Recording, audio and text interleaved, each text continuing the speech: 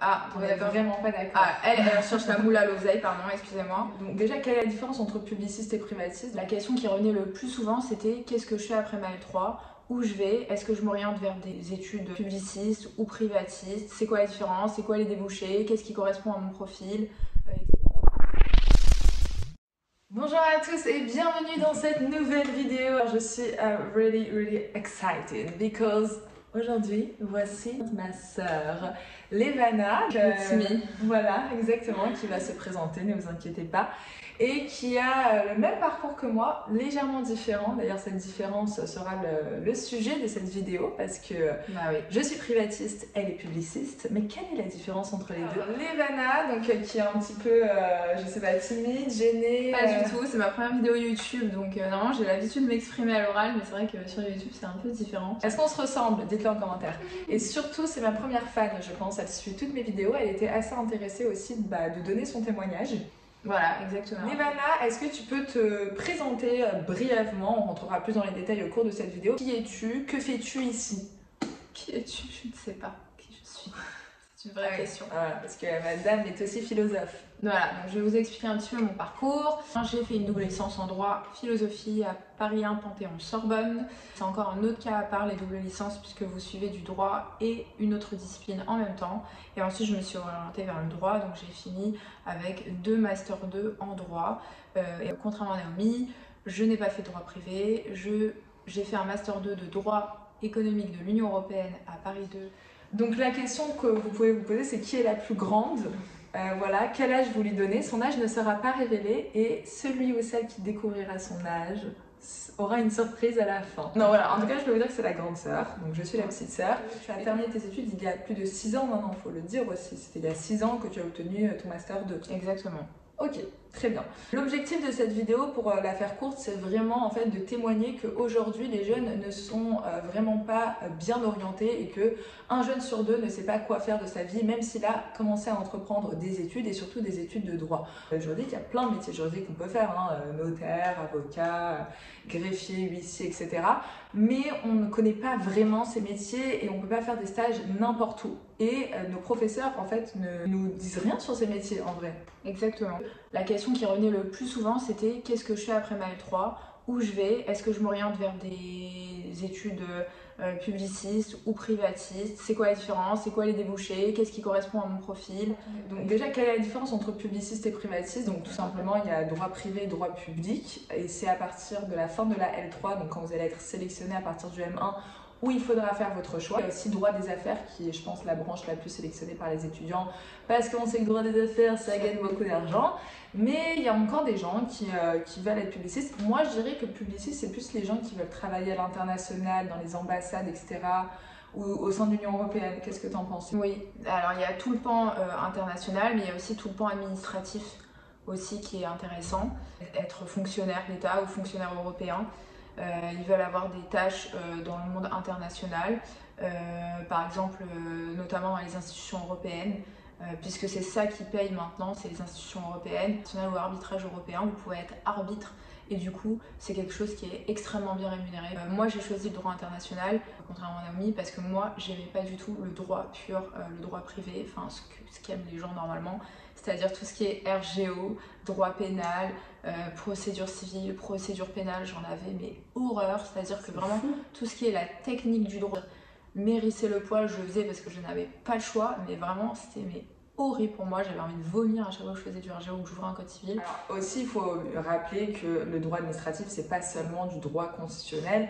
Vous avez vraiment une large palette et aujourd'hui, un droit qui émerge, c'est le droit de l'environnement et qui est une niche formidable. Souvent, on dit trouver une niche dans le droit pour pas que vous ayez trop de rivaux et de concurrents. Et franchement, bah voilà, pour faire du droit de l'environnement, ça sera plutôt le droit administratif. Personnellement, le droit privé, c'était ça ou rien. J'ai jamais aimé le droit administratif. Je trouve que le droit privé, bah, c'est le droit des personnes entre elles, hein, sans l'État.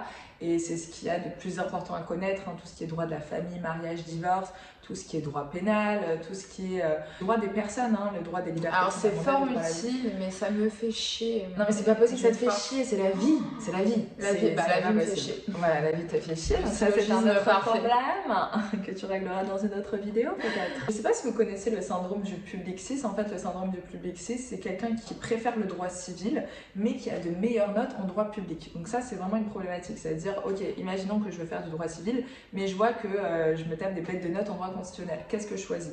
Est-ce qu'on choisit les meilleures notes ou ce qu'on aime? Voilà, alors ça c'est encore la question de l'orientation, sur quoi on se fie. Moi je me suis fiée à mes meilleures notes, j'étais très forte en droit public, donc je me suis dit autant aller dedans puisque c'est là que j'ai réussi. J'ai fait du droit de la mer en droit international. Ça c'est intéressant. Le droit le plus chiant au monde. Ok, vraiment. donc on est d'accord. Non, voilà. Donc c'est-à-dire vous n'allez pas tout aimer, mais en droit c'est toujours pareil. Vous allez étudier beaucoup de droits, vous n'allez pas tout aimer, mais vous allez vous spécialiser au fur et à mesure dans le droit que vous aimez. De choisir quelque chose qui nous ressemble, dans lequel on a le plus de facilité. Non, on n'est pas d'accord.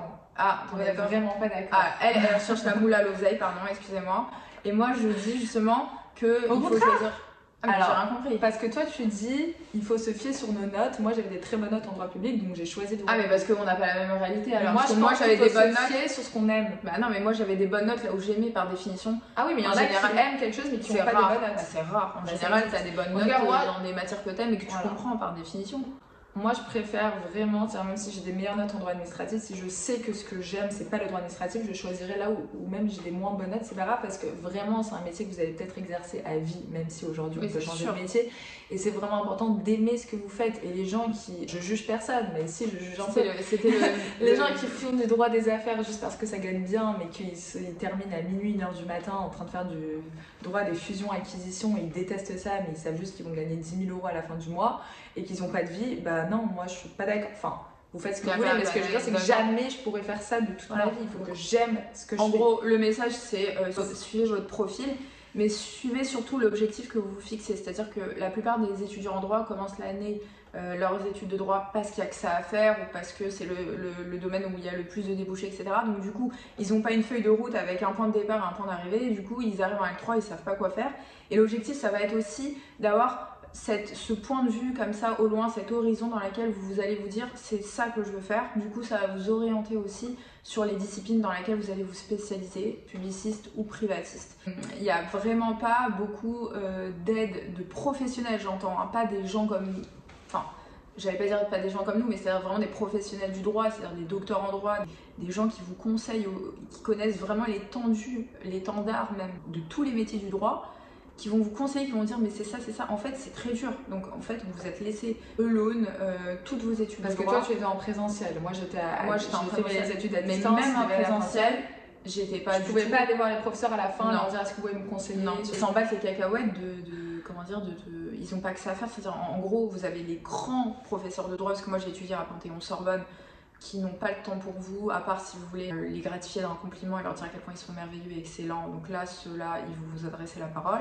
Et vous avez donc des chargés de TD qui sont de base doctorants en droit ou qui travaillent en cabinet et qui sont surchargés de travail et qui ont vos commentaires d'arrêt à corriger, de rester 1 seconde de plus à l'heure où ils sont payés. Pour eux, c'est une tanasse. Donc, par définition, vous avez personne pour vous aider. Bon, après, vous êtes seul. À Paris, avant les témoignages.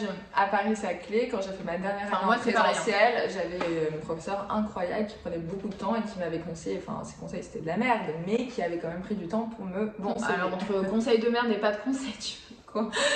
Non, mais pour conclure, ce qu'on veut vous dire, c'est que aujourd'hui, je pense que ce qui est bien, c'est de ne pas se fixer une seule voie, genre faire du droit, voilà, parce que imaginons que vous faites du droit, que vous passez votre CRFPA, vous le réussissez, vous êtes avocat, au bout de 2 ans, vous n'aimez plus la profession d'avocat, vous voulez changer, ah bah non, vous avez fait que du droit dans votre vie.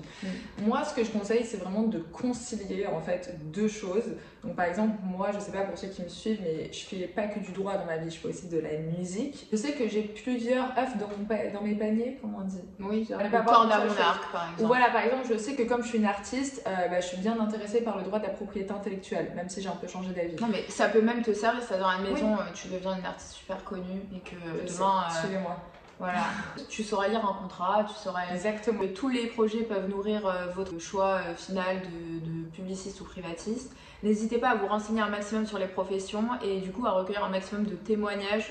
Tu vas sur YouTube, tu tapes ton métier, tu as plein de vidéos, les gens ils témoignent. Donc franchement, avant c'était dur de savoir. Tout est relatif, chacun a sa propre expérience, donc c'est vrai qu'il faut tenter. Et il y a aussi, exactement, il y a aussi une distance, une dichotomie entre les études elles-mêmes qui sont complètement basées sur une théorie et la pratique du métier qui n'a rien à voir. Et d'ailleurs ça, il faudra en faire une vidéo sur le fait que le système français n'est pas du tout orienté sur la pratique juridique, c'est-à-dire que c'est très tard qu'on pratique le droit. On est complètement dissocié, c'est-à-dire que on se dit ah ça veut dire que si je fais du droit international, mes études de droit international ne me correspondent pas, du coup la pratique va être aussi horrible, alors que peut-être pas du tout. Voilà. Et je vais lancer bientôt, et peut-être avec l'appui de Levana, des cours de soutien pour les étudiants en droit. Je focus plus sur les étudiants qui sont à distance parce que je connais le mécanisme des études à distance, surtout à Paris-Sorbonne, mais c'est bien sûr des cours qui peuvent s'appliquer à tout le monde, donc on se focus surtout sur la L1, la L2, la L3 et surtout sur les cours de méthodologie, donc cas pratique, dissertation et commentaires d'arrêt. Donc si vous êtes intéressé ou à prendre des cours avec nous, n'hésitez pas à nous suivre sur le compte Instagram de Student Life. Vous aurez peut-être moi ou Levana comme professeur. On espère qu'on vous a aidé, on vous a conseillé. Si vous voulez une autre vidéo de ce genre ou sur d'autres thématiques, n'hésitez pas à le dire en commentaire. Si vous avez aimé Levana, n'hésitez pas à le dire en commentaire. Si vous avez deviné son âge, la petite surprise arrive. J'ai hâte vraiment de continuer les vidéos et d'avoir vos retours.